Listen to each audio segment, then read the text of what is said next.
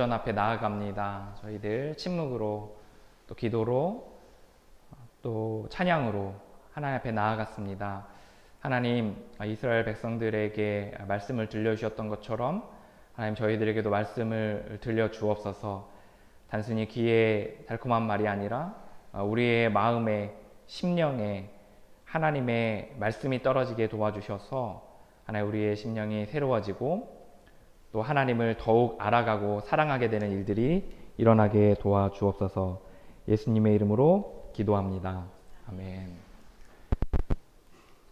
네, 여러분 반갑습니다. 예.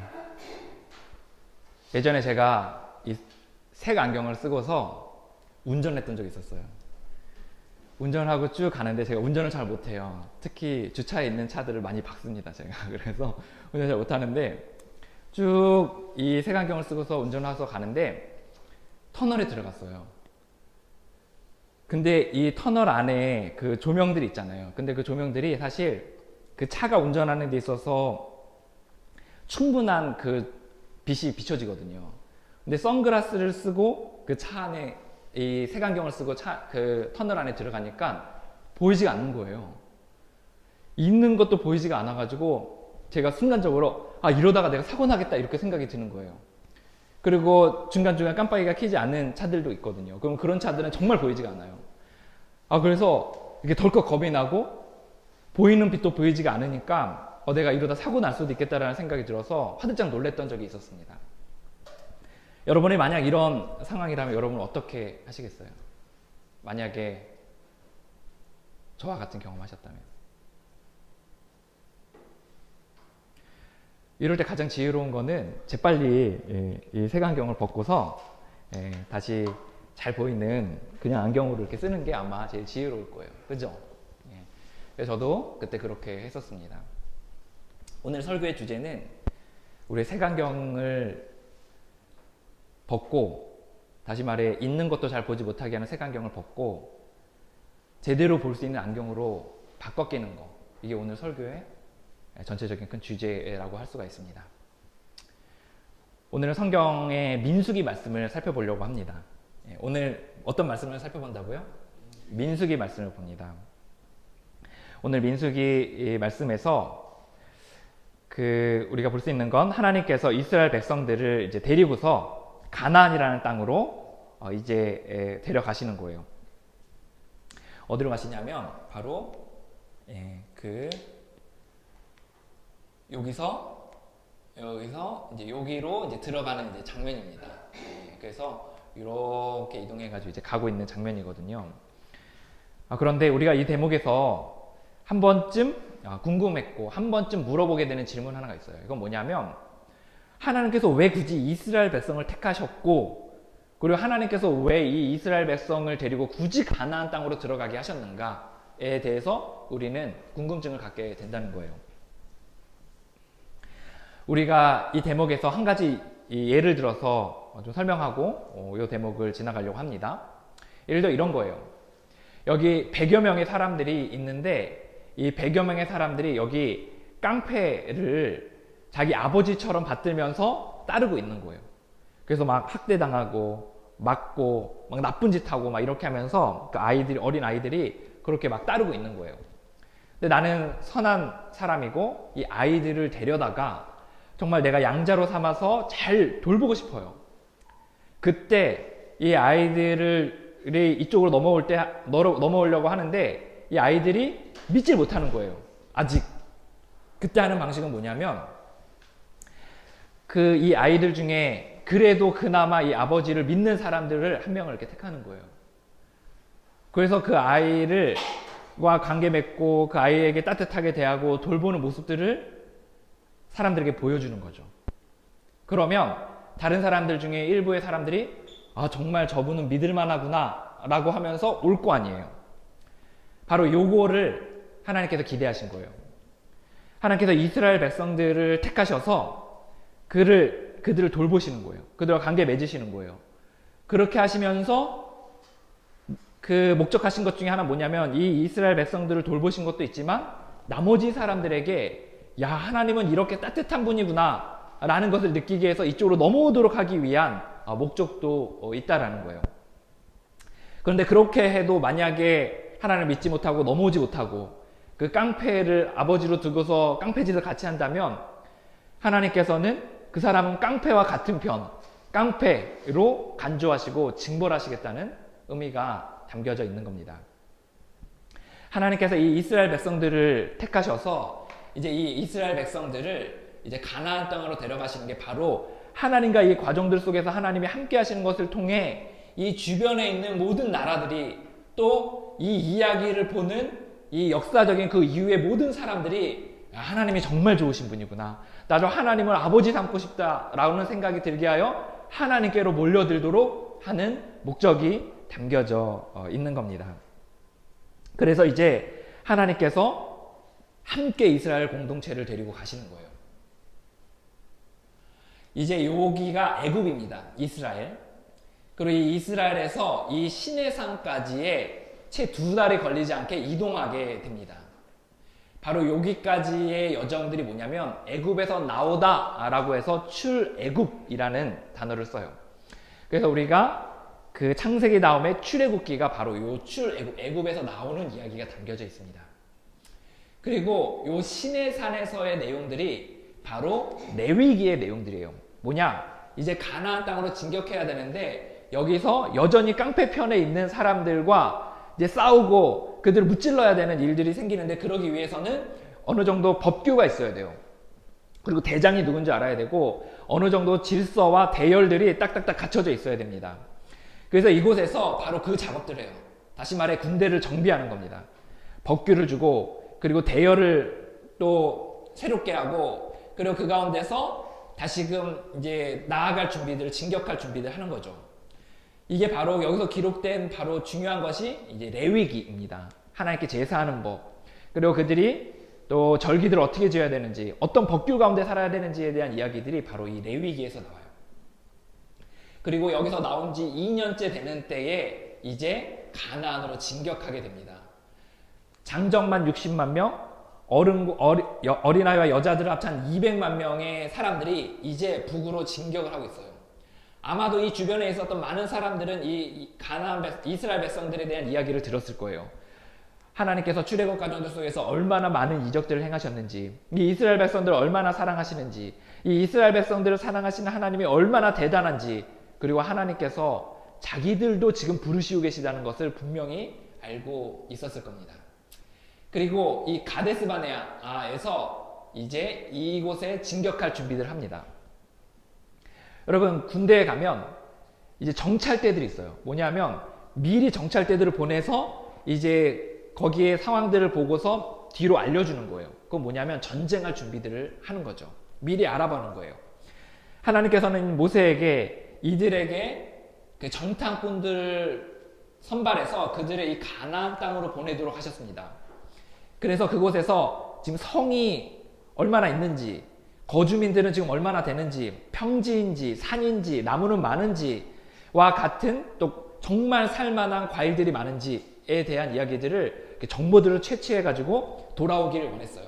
그래서 총 12명의 사람들을 이제 선발해서 이쪽으로 보내게 됩니다. 이제 이 보냈을 때 이들이 어떤 경로들을 대략 예상도거든요. 이 예상대로서는 여기가 바로 여기서 보면 여기 지역이에요. 여기 지역. 여기가 이제 가나안 지역인데 이 지역을 이렇게 올라갔다가 끝까지 갔다가 이제 아래로 내려왔다라고 해요. 여기를 보고 온 시간들 한 40여일 정도의 시간들을 보내게 됩니다.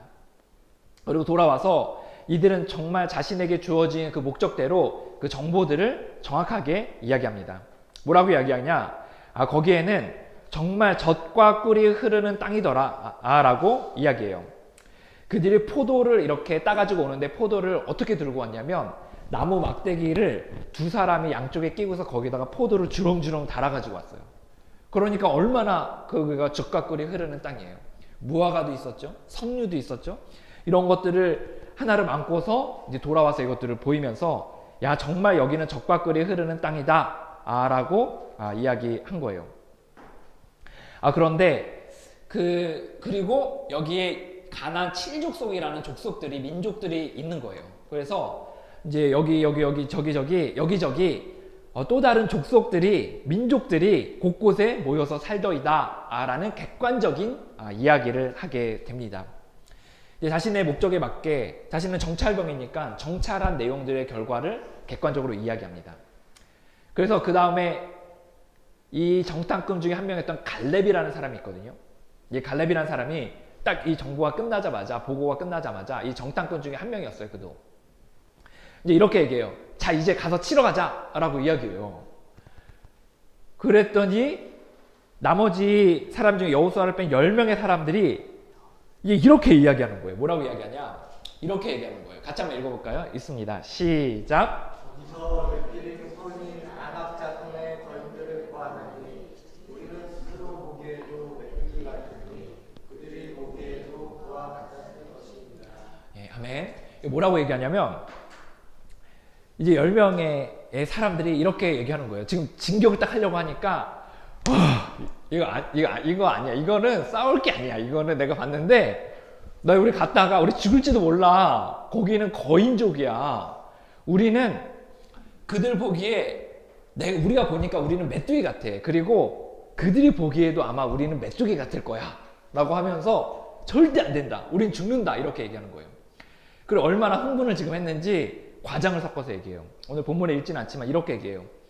그 땅은 거주민을 삼키는 땅이다 라는 말을 해요. 사실 이거 근거가 없거든요. 그 앞에서는 젖과 꿀이 흐르는 땅이라고 하였는데 갑자기 진격을 하자 그러니까 이거 거주민을 삼키는 땅이라고 하면서 과장을 막 섞어가지고 지금 절대 올라가면 안 된다고 이야기하는 거예요. 성경에 중요하고 또 유명한 장들이 있습니다. 그 중에 하나가 민수기 13장이에요. 많은 목사님들이 많은 또 이 성경을 강의하시는 분들이 민수기 13장을 굉장히 좋아하시고 많이 강의하십니다. 그리고 많이 이야기를 크리스찬 사이에서도 나눠요. 근데 이 대목을 우리가 나누면서 어떤 이야기들을 하냐면 이런 얘기를 해요. 아니 어떻게 이렇게 부정적인 얘기를 할 수 있냐는 거예요.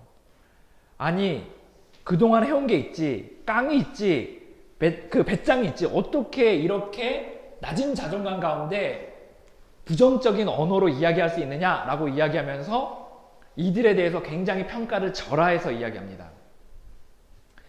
그런데 여러분, 성경을 곰곰이 보시잖아요. 그리고 특히 이들이 보았던 그 가나안 지역을 좀 더 살펴보면 누가 더 합리적인지 아세요? 갈렙보다 이 10명의 정탐꾼, 이 이야기가 더 합리적이에요. 이게 더 객관적인 정보입니다. 볼까요? 먼저 이들이 지금 어떤 민족인지에 대해서 특징이 있는지를 봅시다. 이들은 이곳에서 노예 생활을 몇백 년간 했습니까? 400년간의 시간들을 노예 생활을 했어요. 그들은 전쟁을 했던 전쟁 민족이 아닙니다. 전쟁에 능한 사람들이 아니었어요. 그들은 그냥 벽돌 이렇게 굽고 거기다 지푸라기 이렇게 넣어가지고 반죽하고 그거 쌓고 나르고 이런 일들에 능한 사람들이었지, 그런 일들만 했던 사람들이지 좀 착취를 당했던 사람이지 뭔가 전쟁을 하는데 익숙한 사람들이 아니었어요. 그들의 전쟁의 경험들은 어디냐? 이쪽 르비딤에서 아멜렉이라는 그런 민족과 전쟁을 하게 되는데 거기서 승리해본 경험이 전부였어요. 여기는 7족속이 싸우는데 서로 전쟁들을 하면서 서로가 전쟁에 능한 사람들이었다는 거죠. 이스라엘 백성들은 전쟁에 능한 사람들이 아니었습니다. 노예 생활했던 사람들이에요. 그리고 여기서 여기까지 오는데 몇 년 걸렸냐? 2년밖에 걸리지 않았어요. 400년간의 노예 생활을 하고서 그리고 2년 만에 탈출해서 나온 거, 2년, 탈출한 지 2년밖에 되지 않은 그 갓 정복국가, 갓 그 전쟁을 하는 국가로서의 또 나라로서의 모습을 그제서야 조금씩 갖춰져 가고 있는 사람들이었습니다. 정말 어찌 보면 메뚜기라는 말이 좀 어울릴 수도 있어요. 그리고 이곳을 보면 좀 더 어마무시합니다. 여기가 어디냐면 여리고성이에요. 가나안 땅에서 들어갈 때 이제 요단강을 건너서 첫 번째 전쟁하게 되는 성이 바로 이 여리고성입니다. 이 여리고성에 대한 그 모습들에 대해서 추정하는 모습들이 있는데 복원한 것 중에 이런 그림들이 있어요. 이런 여리고성에서 이중으로 되어 있고 양쪽이 성벽으로 되어져 있다는 거예요. 이곳에서 이제 이거를 이들이 이제 정복을 해야 되는 상황인 거예요. 그 이중 구조로 돼 있고 또 여기가 이렇게 돼 있는 거예요. 여기서부터 여기까지 5m, 그리고 여기서부터 여기까지 7m예요. 첫 번째 성벽을 뚫는 데만 12m를 뚫어야 되는 거예요. 제 키가 170이거든요. 2m로만 잡아도 제 키에 6명의 사람들이 성벽으로 있는 데를 뚫고 들어가야 돼요. 전쟁도 잘 해보지 않은 사람들이. 근데 거기를 뚫는다고 해서 전부냐? 또 안에 벽이 있어요. 이 안에 벽을 뚫어야 돼요. 이 안에 벽이 14m 위에 또 한 5m 정도의 그런 벽이 또 있다는 겁니다. 이걸 뚫고 들어가야 돼요. 근데 이게 여기서 전쟁을 해서 이겨야 된다는 겁니다. 또 다른 예시를 볼까요? 그런데 이런 민족이 한두 민족이 아니에요. 무려 7민족이나 되어져 있다는 겁니다. 이들의 성읍에 대한 얘기를 좀 더 해볼까요? 이들의 성읍이 핫솔이라는 지역이 있어요. 이쪽에 보면 갈릴리 호수 위쪽에 보면 핫솔이라는 지역이 있거든요. 이 핫솔이라는 도시의 성이 그 모습들이 조금 남아 있는데 보통 크기가 상암 올림픽 경기장의 65배 정도 되는 것이 이 성으로 되어져 있는 거예요. 그 정도의 도시를 이루고 성벽을 쌓고 있는 겁니다. 거기에 도시 주민이 4만 명의 사람들이 있고 성벽은 뭘로 되어 있냐면 돌과 진흙뿐만 아니라 당시에 이미 벽돌로 쌓여져 있는 그 성벽들이 있었어요. 벽돌로 되어져 있는 걸 뚫고서 거기를 들어가야 되는 거예요. 성벽의 두께는 어느 정도냐? 7.3m. 제가 2m라고 쳤을 때 저 같은 사람이 3명, 4명이 이렇게 있는 것이 이게 그 성벽의 두께인 거예요. 이거를 뚫고 들어가야 돼요. 전쟁도 잘 해보지 않은 사람들이. 이들이 강조했던 것 중에 하나가 뭔지 아세요? 우리가 메뚜기라고 강조하면서 여기가 어마무시하다라고 이야기하면서 강조했던 것 중에 하나가 뭐냐면 이들이 거인과 같다라는 거예요. 당시에 네피림이라는 그 고대의 종족들 가운데서 거기에 후손들 중에 아낙 자손이라는 후손들이 있었어요. 이 아낙 민족의 그 자손들이다라고 이야기하는 건 뭐냐면 그게 진짜 아낙 자손이 아닐 수도 있어요. 하지만 아낙 자손이라고 이야기하는 건 뭐냐면 그들이 거인족이라는 것에 대한 대표 명사예요. 그들은 거인족이에요. 우리와는 차원이 다른 사람들입니다라고 이야기해요. 자, 이들이 이후에 이쪽으로 해서 돌아서 올라갈 때 그 전쟁을 하는데 하나가 바산왕 옥이라는 그 왕을 전쟁에서 물리치거든요. 근데 이 바산왕 옥이 이제 거인족의 그 일종이었어요. 키가 몇이었냐? 키를 추정해 볼 수 있는데 침대가 2m가 넘었다 그래요. 철제로 돼 있는 침대가 2m가 넘었고 가로로는 1.5m가 돼 있는 거예요. 제가 1.7m 정도 되니까 저의 키 정도가 등치예요. 이렇게. 그리고 키가 2m가 넘는 사람이 한 4만 명 있다고 쳐봅시다. 그런 사람들이 처벅처벅 와가지고 막 전쟁을 하면 우리가 같이 붙어서 싸웠을 때 이게 도저히 이길 엄두가 안 내는 거죠. 이런 맥락 가운데 다시 한번 이스라엘 백성들이 했던 이야기로 돌아볼까요? 거기서 네피림 후손인 아낙 자손의 거인들을 보았느니 우리는 스스로 보기에도 메뚜기 같으니 그들이 보기에도 그와 같았을 것입니다. 누가 더 합리적이에요? 사실 객관적인 정보로 봤을 때, 합리적인 정보로 봤을 때 여호수아와 갈렙이 아니라 이 10명의 정탐꾼이 더 합리적이었습니다. 더 이성적인 거예요. 그런데 하나님께서 이에 대해서 어떻게 평가했는지 아세요? 민수기 14장에 보면 이런 구절이 있어요. 같이 한번 읽어볼까요? 읽습니다. 시작. 여호와께서 모세에게 이르시되 이 백성이 어느 때까지 나를 무시하겠느냐. 그들은 합리적으로 이야기했다고 생각했고 합리적으로 봤다고 생각했는데 하나님께서는 이것을 뭐라고 이야기했냐면 너가 언제까지 나를 멸시하겠느냐라는 멸시의 측면으로 받아들이셨습니다. 근데 사실 이스라엘 백성들과 이 가나안 땅의 민족들과 상황들을 비교해 봤을 때 사실 이게 더 합리적인 것 같은데 전쟁을 안 하는 게 하나님은 하나님을 멸시한다라고 이야기하셨다는 거죠. 여러분의 생각에는 하나님이 왜 이러한 보고에 또 이러한 판단에 대해서 왜 자신을 멸시한다고 생각하시고 말씀하셨을까요?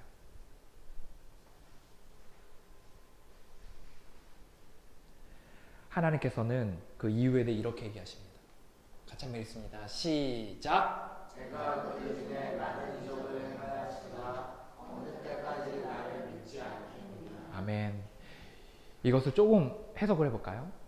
이건 뭐냐면 여기 이적이라는 것은 사인을 말해요. 사인. 영어로는 사인을 말해요. 표적, 이적, 표시, 알려줌에 대한 의미가 담겨져 있거든요. 다른 말로 말하면 이런 걸 말씀하신 거예요. 너가 지금 전쟁을 하러 우리가 들어가려고 하는데 너가 그들이 객관적으로 봤을 때 뭔가 대단해 보인다고 해서 지금 너가 위축되고 메뚜기 같다고 이야기하느냐? 전쟁을 하지 못하겠다고 말하냐? 전쟁을 승리하지 못할 거라고 말하느냐? 봐라. 내가 너와 함께 한다라는 증거를 그토록 많이 보여주었는데 내가 너와 함께 하는데 너가 너희들이 그들을 이길 수 없다고 이야기하는 것이 결국은 너와 함께하는 나를 멸시하는 것이다 라고 이야기하는 거예요. 다시요. 내가 너희와 함께 하는데 그들이 아무리 강하더라도 우리가 이길 수 없다고 이야기하는 너희들이 지금 나를 무시하고 있는 거다. 함께하고 있는 나를 무시하고 있는 거다 라고 이야기하는 거죠. 예를 들어 이런 거예요. 어떤 중학생 아이가 이제 아버지의 손을 가지고 왔어요. 근데 저기서 이제 깡패들이 와요. 근데 그 깡패는 분명히 나보다 힘이 세. 등치도 좋아. 그런데 우리 아빠는 그 깡패들보다 훨씬 더 힘이 좋고 훨씬 더 싸움도 잘해요. 근데 이 아이가 이제 나가서 이렇게 얘기하는 거예요. 아빠한테. 아빠, 내가 이대로 가면 절대로 우리가 이기지 못한다. 우린 진다. 우린 싸우지 못한다라고 이야기하면 이 아버지 입장에서는 어떤 거죠? 아버지를 무시하는 거예요, 지금.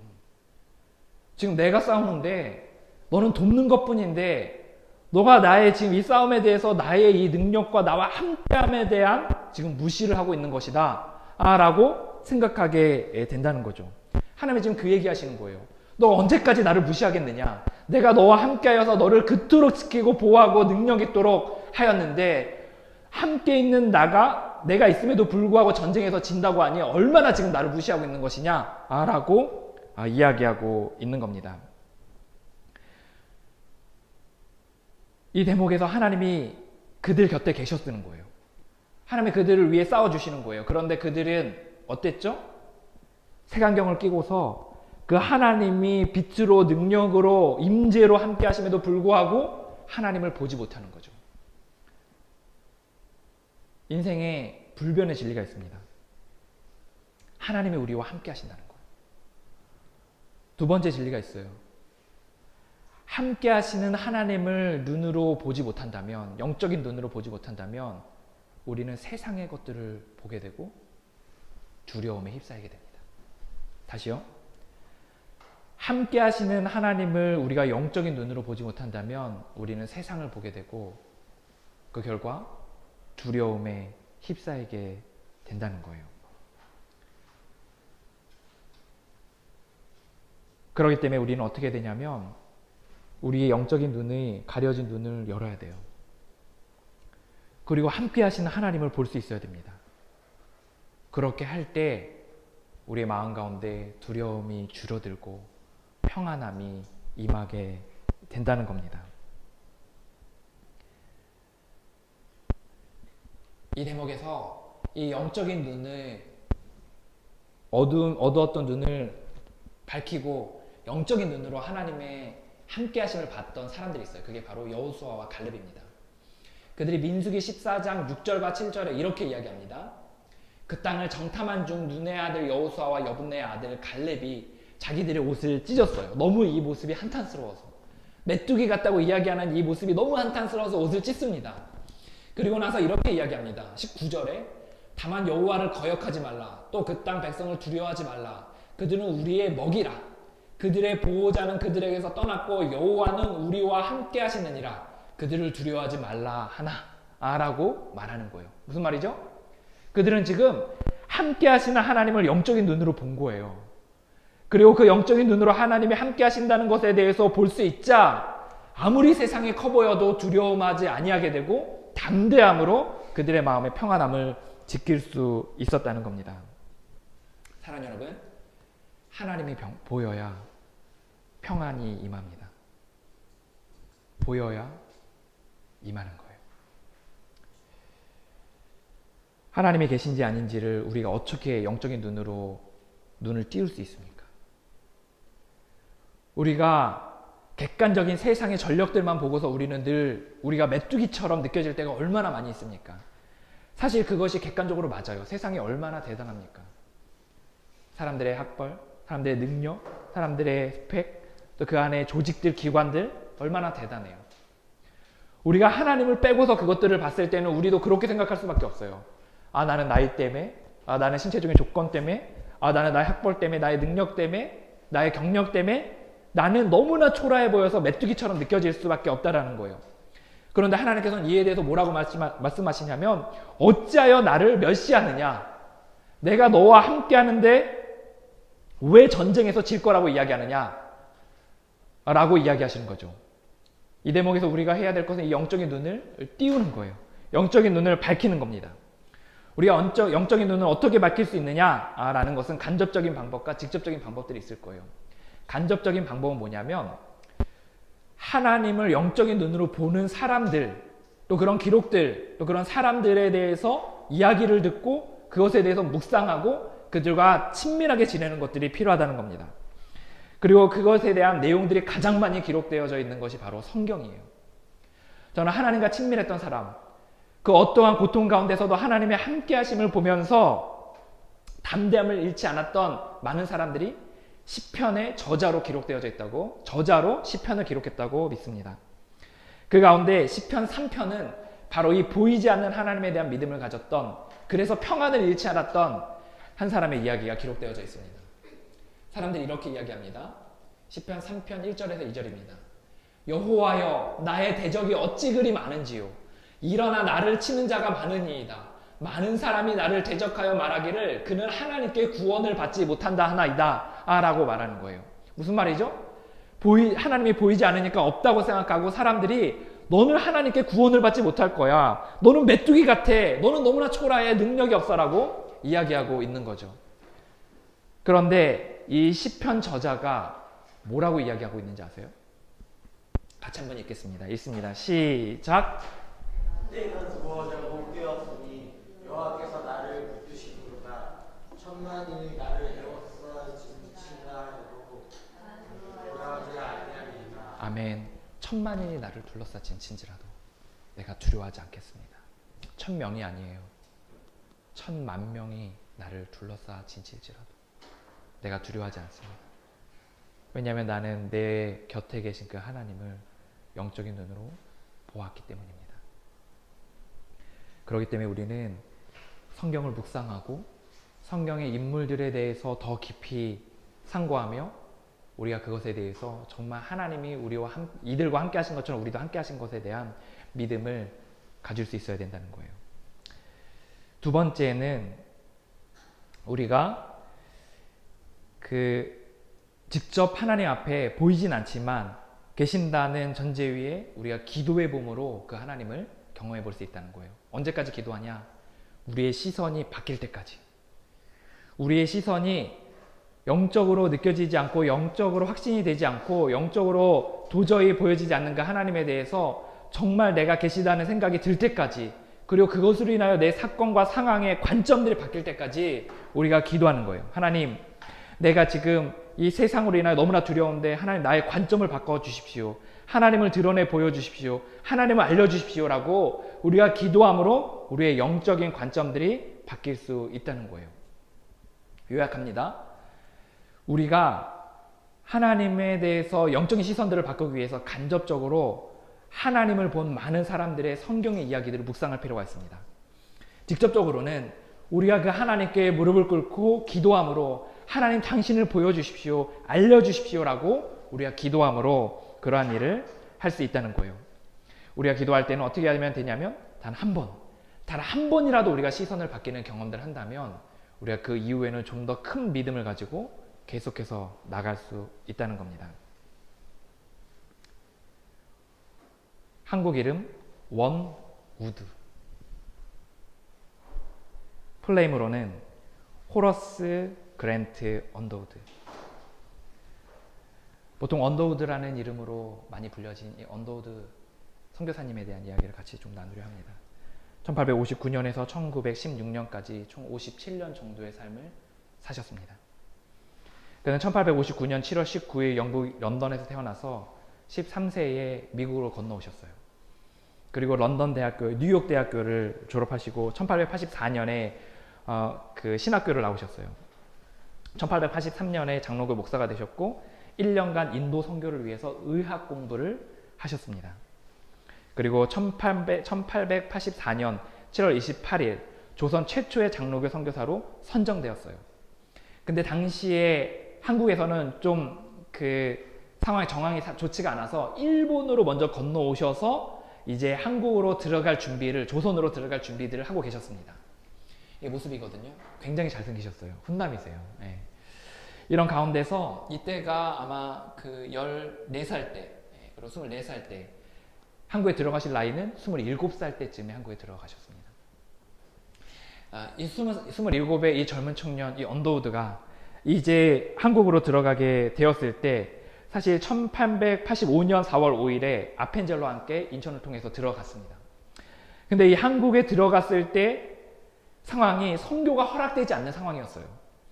그래서 뭘 했냐? 재중원이라는 곳에서 물리와 화학을 가르치는 교사로서 활동을 했습니다. 그런데 그곳에서 한국에서 이제 선교를 하기 위해서 예수 그리스도의 복음을 전하기 위해서 사람들을 도와주기 위해서 이 땅에 왔는데 이곳이 너무나 참담한 거예요. 이곳이 도저히 뭔가 복음의 씨앗이 내리기가 어려운 땅처럼 느껴지는 겁니다.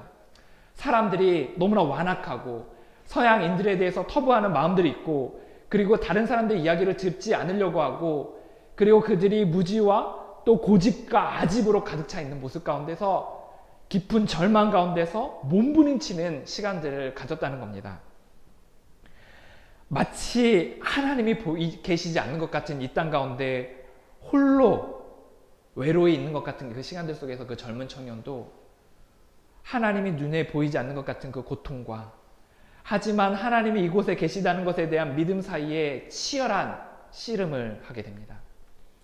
그 대목 가운데 언더우드의 기도라는 기도로 그가 했던 기도의 기도문이 지금도 전해지고 있습니다. 그 기도문의 일부를 좀 읽어드리도록 하겠습니다. 주여, 지금도 아무것도 보이지 않습니다. 주님, 메마르고 가난한 땅 나무 한 그루 시원하게 자라오르지 못하고 있는 이 땅에 저희가 옮겨와 앉았습니다. 그 넓고 넓은 태평양을 어떻게 건너왔는지 그 사실이 기적입니다. 주께서 붙잡아 뚝 떨어뜨려 놓으신 듯한 이곳, 지금은 아무것도 보이지 않습니다. 보이는 것은 고직스럽게 얼룩진 어둠뿐입니다. 어둠과 가난과 인습에 묶여져 있는 조선 사람뿐입니다. 그들은 왜 묶여 있는지도 고통이라는 것도 모르고 있습니다. 고통을 고통인 줄도 모르고 고통을 벗겨주겠다고 하면 의심부터 하고 화부터 냅니다. 조선 남자의 속셈이 보이지 않습니다. 이 나라의 조정의 내심도 보이지 않습니다. 가마에 타고 있는 여자들을 영영 볼 기회가 없으면 어쩌나 합니다. 조선의 마음이 보이지 않습니다. 저희가 해야 할 일이 보이지 않습니다. 그러나 주님, 순종하겠습니다. 겸손하게 순종할 때 주께서 일을 시작하시고 그 하시는 일을 우리들의 영적인 눈이 볼 수 있는 날이 있을 줄 믿나이다. 믿음은 바라는 것들의 실상이요 보지 못하는 것들의 증거니 라고 하신 말씀을 따라 조선의 믿음의 앞날을 볼 수 있게 될 것을 믿습니다. 지금 우리는 황무지 위에 맨손으로 서 있는 것 같사오나 지금은 우리가 서에 앉 계신 양기자라고 손가락질 받고 있사오나 저희들이 우리 영혼과 하나인 것을 깨닫고 하늘나라의 한 백성 한 자녀임을 알고 눈물로 기뻐할 날을 믿습니다. 지금은 예배드릴 예배당도 없고 학교도 없고 그저 경계와 의심과 멸시와 천대함이 가득한 곳이지만 이곳이 머지않아 은총의 땅이 되리라는 것을 믿습니다. 주여, 제 믿음을 붙잡아 주소서. 그 이후에 시간이 흘러 그 아무것도 보이지 않는 땅에 언더우드 선교사님께서 나누었던 또 만들었던 교실이 지금은 연세대학교가 되어져 있습니다. 그분이 번역하였던 그 마가복음은 지금도 우리가 지금 해석하고 있는 많은 성경의 기초로 남아져 있습니다. 그가 세웠던 교회는 장로교 최초의 교회로 지금도 광화문에서 세문안교회라는 이름으로 장로교회 큰 교회로 남아져 있어요. 그는 라디오 방송에서 우리가 일제에 압제당할 때 참고 견딘다면 해방의 날이 올 거라는 연설을 하기도 하였습니다. 그리고 그의 자손들은 무려 4대에 걸쳐서 한국에 남아 한국을 위해 섬기는 선교사로 섬겼어요.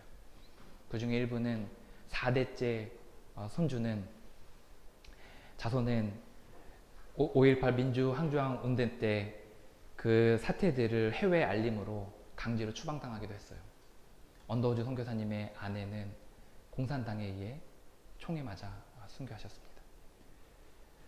그럼에도 불구하고 그곳에 남았던 많은 것으로 인하여 지금도 우리는 세문안교회로 또 연세대학교로 그리고 그가 나눈 번역한 성경들을 읽으며 지금도 그 유업을 따라 이곳에 함께 예배하고 있는 것입니다.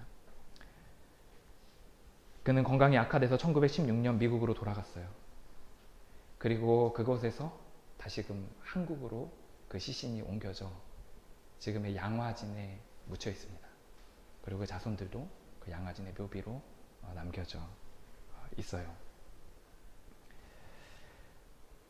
언더우드 선교사님이 지금 이 시대에 우리들의 모습들을 보면 어떤 생각도 할까요? 아마도 그 27의 청년의 때에 몸부림치며 하나님 앞에 기도하였던 그 기도가 맞았구나라는 생각을 하지 않았을까요? 아무것도 보이지 않지만 정말 흑암 같은 그곳이지만 그곳에 정말 우리와 함께 하나님이 함께 하셨군요 라는 믿음의 고백을 하지 않았을까요? 그리고 아마도 우리에게도 지금 우리의 삶 가운데 세상은 너무나 위대해 보이고 우리는 메뚜기처럼 보여서 너무나 두렵고 떨리지만 그 아무것도 보이지 않는 곳에 하나님이 함께 하시기 때문에 믿음의 눈으로 그 하나님을 보라고 우리에게 담대하게 선포하지 않았을까요? 언더우드 선교사님이 그 기도 가운데 부르짖었던 붙들었던 그 말씀 가운데 한 구절입니다. 믿음은 바라는 것들이 실상이요 보지 못하는 것들의 증거니. 여러분의 눈이 그 보이지 않는 하지만 살아계신 하나님을 볼 수 있는 눈으로 바뀌게 되길 기도합니다. 같이 기도하겠습니다.